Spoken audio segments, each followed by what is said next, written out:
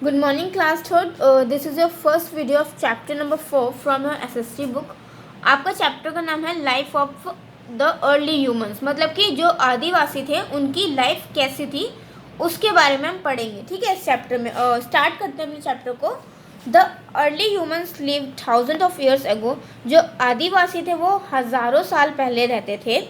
There were thick forest around him, और उनके चारों ओर क्या था, बहुत ही घना जंगल था. जहाँ पर वो जब वो रहते थे तब क्या था, बहुत ही घना जंगल था जो कि पूरे की पूरे जंगली जानवरों से भरा हुआ था. To protect himself from animals he lived in dark caves और ऑन ट्रीज. और वो अपने आप को एनिमल्स से बचाने के लिए या तो बहुत ही जो डार्क गुफा, मतलब कि या तो वो गुफा में रहते थे या फिर पेड़ों के ऊपर रहते थे. क्यों रहते थे? ताकि वो एनिमल्स से, वाइल्ड एनिमल्स जो हैं वहाँ पे, उनसे बचे रहें. The early humans did not grow crops. जो आदिवासी थे वो फसलें नहीं उगाते थे. He ate fruit and the root of the plants. और वो क्या खाते थे? वो फ्रूट्स और प्लांट की रूट्स, फ्रूट्स खाते थे. ठीक है, और प्लांट्स की रूट जो होती है वो खाते थे. Sometime he would kill a small animal और bird and eat it flesh raw. और वो क्या करते थे, कभी कभी क्या करते थे, बर्ड को या फिर कोई एनिमल, छोटे मोटे एनिमल्स को मारकर उनका कच्चा मीट ही खा जाते थे. He would drink water from reverse और पॉन्ड्स. और वो रिवर और पॉन्ड्स में से, मतलब जो नदी और तालाब जो वहाँ पर होते थे, उनसे ही पानी पीते थे. He wore the skin of animals to protect himself from harsh weather. और वो ठंड से अपने आप को बचाने के लिए क्या करते थे, एनिमल्स की स्किन जो थे वो पहन लेते थे. ठीक है, एनिमल्स जब मर जाते थे तो उनकी स्किन जो होती है वो उतार कर वो पहन लेते थे अपने आप को ठंड से बचाने के लिए. The early human was quadruped, a 4-footed creature. और जो अर्ली वुमेन्स थे वो 4-footed क्रिएचर्स थे, मतलब 4 पैर थे उनके. He often tried to reach out for fruits. और वो क्या करते थे, मतलब ट्राई करते थे फ्रूट्स के लिए. और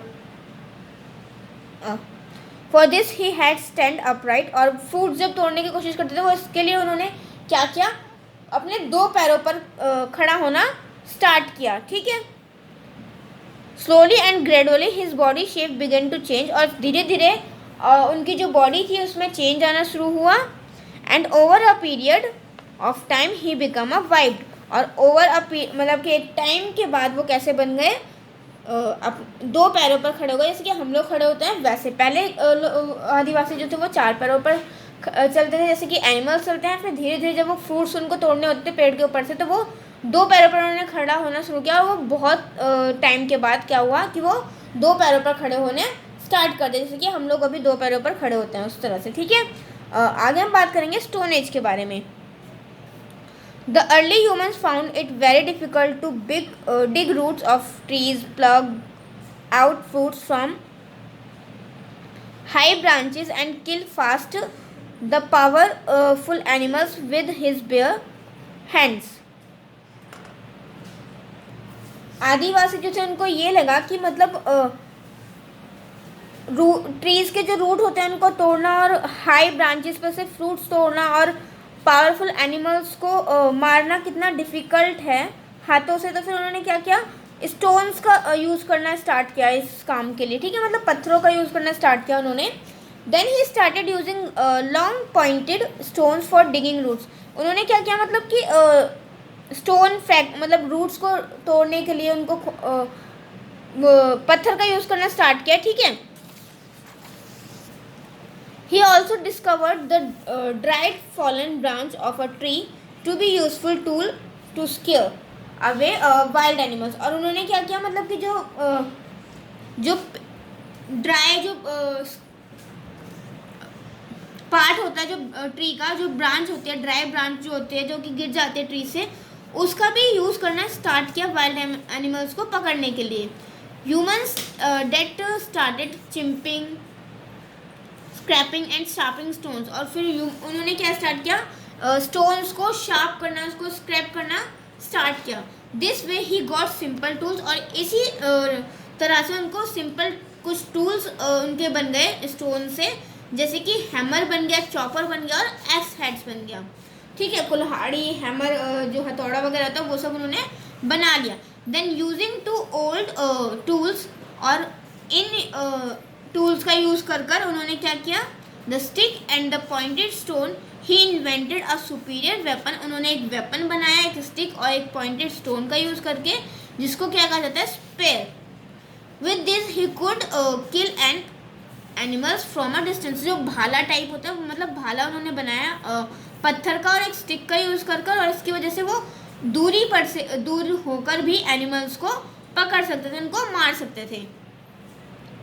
नेक्स्ट है he also made tools from bones. और जो हड्डियाँ होती थी जो एनिमल्स की, उन्होंने उनसे भी हथियार बनाए. The stone tool changed his life. जो स्टोन टूल्स था उन्होंने उनकी लाइफ चेंज कर दी थी, थोड़ी सी ईजी कर दी थी. He could Hunt and also protect himself from the wild animal. वो वाइल्ड एनिमल्स को वाइल्ड एनिमल्स का शिकार भी करते थे और अपने आप को उन हथियारों की मदद से बचाकर भी रखते थे. As most of the tools were of stone. और उस टाइम पर क्या था कि जो जितने भी हथियार उनके पास थे वो सभी के सभी पत्थर से बने हुए थे. This age is called the stone age. और इसीलिए इस एज को, इस काल को क्या कहा जाता है, स्टोन एज कहा जाता है. ठीक है. आगे हम बात करेंगे द डिस्कवरी ऑफ फायर. अब फायर की डिस्कवरी कैसी हुई, जैसे कि आपको पता है कि मतलब अर्ली मैंस जो थे उन्होंने कैसे आग वो कैसे जलाते थे, दो पत्थरों को घिसकर वो आग जलाते थे. ठीक है. तो इस चीज़ की उन्होंने डिस्कवरी किस तरह से की थी वो हम पढ़ते हैं. The discovery of fire was the first great discovery by the early humans. Fire की जो डिस्कवरी थी वो सबसे ग्रेट डिस्कवरी थी जो कि आदिवासियों ने की थी. ही must have seen a jungle fire and all the animals running away from it in fear. उन्होंने देखा कि एक जंगल में आग लगी है और जो सभी जानवर हैं वो इससे डरकर दूर भाग रहे हैं.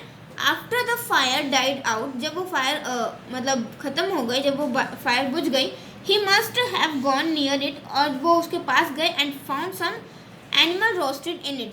और उन्होंने देखा कि कुछ जो एनिमल थे वो वहाँ पर मतलब जल के मतलब जल गए थे, तो वो पक गए थे वहाँ पर. ठीक है. वो जैसे कि खाने मतलब गैस में हम एनिमल्स को पका देते हैं, उस तरह से वहाँ पर रोस्ट हो चुके थे, बिल्कुल पक चुके थे.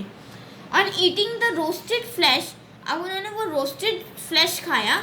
ही must have found it tasty. और जब उन्होंने वो पका हुआ मीट जब खाया तो उनको वो बहुत टेस्टी लगा. This must have given him the idea of cooked food and fire. और इससे उनको ये आइडिया आया कि जो वो खाना जो कच्चा खाते हैं जो मीट, उसको वो पकाकर खाएंगे फायर के ऊपर. ठीक है. He also found out that the fire kept him warm in cold winter. और उनको ये भी पता लगा कि कोल्ड विंटर, सर्दियों के मौसम में जो फायर है वो उनको गर्म रख सकती है. It also help him see in the dark. और उनको अंधेरे में देखने में भी हेल्प कर सकती है.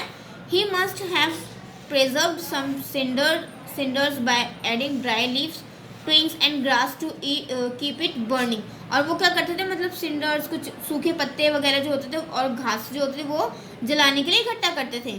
One day he must have been shaping some tools with stones when he must have noticed sparks coming out of them. अब एक बार क्या करते वो मतलब कुछ स्टोन के टूल्स जो थे वो उसको रब कर रहे थे. ठीक है. उसको कुछ नई शेप बना रहे थे, उसको तो रब कर रहे थे. तो फिर उन्होंने देखा कि वहाँ से क्या एक चिंगारी जो है वो निकली. ठीक है.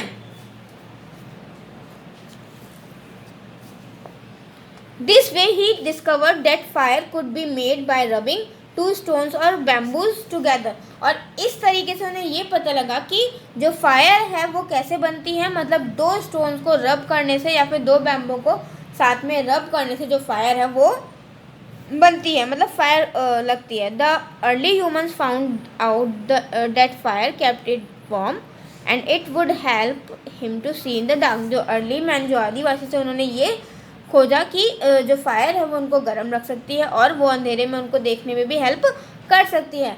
The wild animals would not come near him and he could not also cook his food by roasting in fire. मतलब कि जो फायर की वजह से क्या होगा कि मतलब वो अपना खाना भी पका के खा सकते हैं, जो मीट वो खाते हैं वो उसको पका के खा सकते हैं, और जो वाइल्ड एनिमल है वो उनके पास भी नहीं आएंगे. Now he not only new the uses of fire but also ways of making it. अब उनको सिर्फ फायर का यूज़ करना नहीं पता था, बल्कि उनको ये भी पता लग गया था कि फायर बनती कैसे है। ठीक है, आगे हम पढ़ेंगे लर्निंग टू ग्रो क्रॉप्स। अब उन्होंने फसलें उगाना कैसे सीखा, जो कि हम अपनी नेक्स्ट वीडियो में पढ़ेंगे।